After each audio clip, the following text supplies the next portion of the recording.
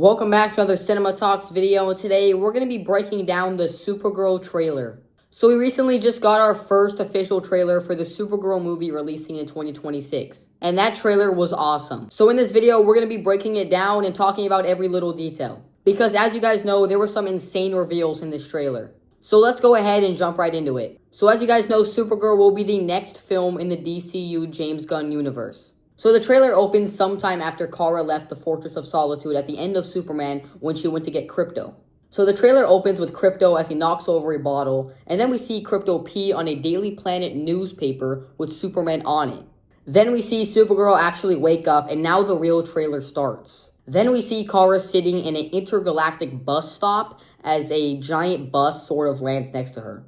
Then we cut to her sitting in a bar, which is supposedly going to be on a planet with a red sun, because we know that she likes to go there to get drunk because she can only do that on a planet with a red sun. And we also find out in this scene that Kara will be 23 in this movie, and I don't really know how much time this is after the events of Superman. Then we cut to a scene of what it looks like to be Krypton getting destroyed, so we're going to see more of that in this movie. And I mean, we don't really know much about that yet, so I'm excited to see what they reveal in this film.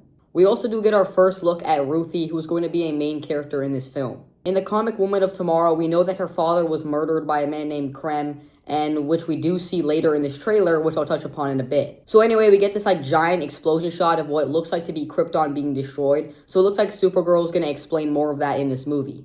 We basically see this giant dome covering over a city as the rest of Krypton gets destroyed, which have some people making theories that include Brainiac's connection to this whole story. Because we know that the movie coming out after this will be Clayface and then Superman Man of Tomorrow. We also get some shots of Kara in a funeral procession in a white garb. Then we see Kara in space as she's just screaming in agony, and we don't really know much about this scene. Now we cut to Ruthie, who asks Kara what it was like to lose everything that day. And Kara responds that since she was left behind, the gods are not that kind. So this could probably mean something, but as of right now, we don't really know much.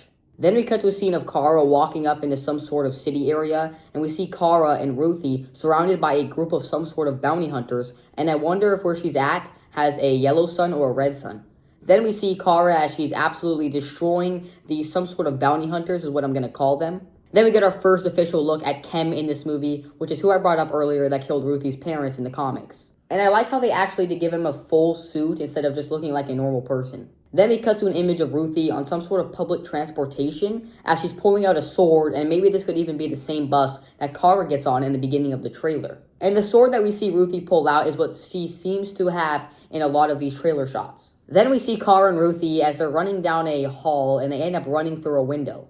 Then the trailer cuts to a bunch of soldiers aiming their weapons and crossbows at them as they jump through the window. Then Kara seems to be struggling to fly with Ruthie, but we know that she can fly from the Peacemaker Season 2 ending scene. Then what seems to be at the same location, we see Kara using her heat vision to protect Ruthie, and I mean, this looks kind of crazy. Now the trailer cuts into a huge ship crashing into a mountainside, and then we get a shot of Krypto sleeping, or maybe he's even injured because Kara seems pretty emotional in the next scene. Then, after a shot of Kara landing on her knees, we get the quickest shot of Jason Momoa as Lobo, which was absolutely insane. So this is our first official look at Lobo in Supergirl, and he looks great. I can't wait to see what he does in this movie and what his role will be. So we know that Lobo is some sort of bounty hunter, so I wonder if he's going to be associated with the people we saw earlier in the trailer. But overall, it's going to be great to see him in this movie, and I think he's going to get his own solo project. Then we see Ruthie ask Kara what Superman is like as Kara flies in the atmosphere of a giant planet that has a yellow sun. Then we see Kara answer Ruthie's question about Superman as we get this insane shot of Kara up in the air in her full Supergirl suit as she says this insane line. He sees the good in everyone, and I see the truth. And I mean, I just love this line of her saying that Superman sees the good in everyone and she sees the truth, because Lois Lane literally did tell Superman that in the Superman movie, that he does see the good in everyone. Now for the final shot of the trailer, we see Supergirl lassoing some pole with metal attached to it at all of these enemies, which might be on the same crashed ship that we saw earlier. Then the trailer ends with just the Supergirl emblem, which looked great. So overall, I really did like this trailer, and I think it was a great first trailer for Supergirl. We're probably going to get a lot more trailers to come, so I cannot wait for that. Let me know what you guys thought about this trailer, and if you guys are excited to see this movie. Thank you guys for watching, and I'll catch you guys in the next one.